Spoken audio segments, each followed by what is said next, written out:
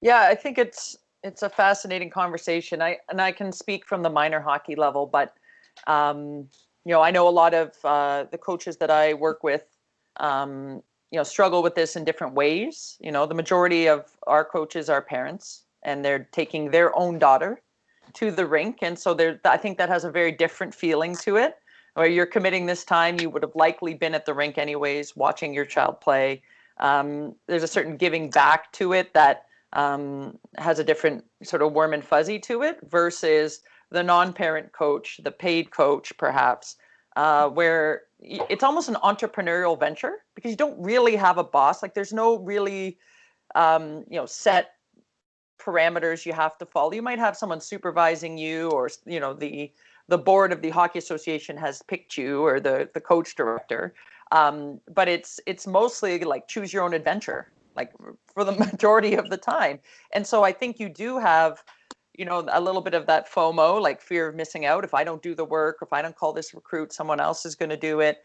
And I always say, well, like I'm in hockey happy Toronto, where there's so many players and so many coaches and so many teams, and I think that just allows it all to fester and get even worse because it's like a rat race in the hockey world, that you're missing out on the next thing here or there. And I agree with you completely, Bob. Like I there's a book I read all the time called Chop Wood, Carry Water. It's just like one of those parable books. But the bottom line is you always have to chop wood and carry water. Like you're always doing the hard work. And I think you don't get to be a head coach that has any kind of career without the hard work piece. And I think sometimes, speaking of this new generation, we think they don't know how to work hard because they don't work hard in the same way that we worked hard. And so we're projecting, our way of doing things, or maybe our old way of doing things, upon them. Right. And that goes back to, if you've got your family around and you prioritize them. And I think it's also the way we speak.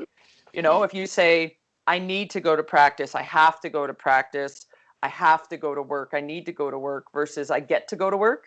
I'm very mindful of this when I speak to my kids. I get to go to the rink today. Like I'm excited. Doesn't mean I'm not excited to stay with them, and vice versa, when I'm with my team. It's the way I speak to it. I do joke sometimes that I need a break from my kids, but that is actually true. So I'm grateful to go to the rink and have that break. But I think it's, a lot of it is, transformation is a great word. It's the languaging of it. And I find with the coaches who are not parents, who would not have been there otherwise, those are the ones, I think that struggle with this, and it's a proving of yourself. I have to hustle. I have to be at all the rinks. I have to be seen at this camp or doing these things, or else people aren't going to think I'm a great coach or that I'm really dedicated. And so it's a lot of looking outside and going, what's everyone else doing? Do I need to be doing this too? And then, when you've been doing it as long as I have, you just don't care anymore, but everybody knows who I am.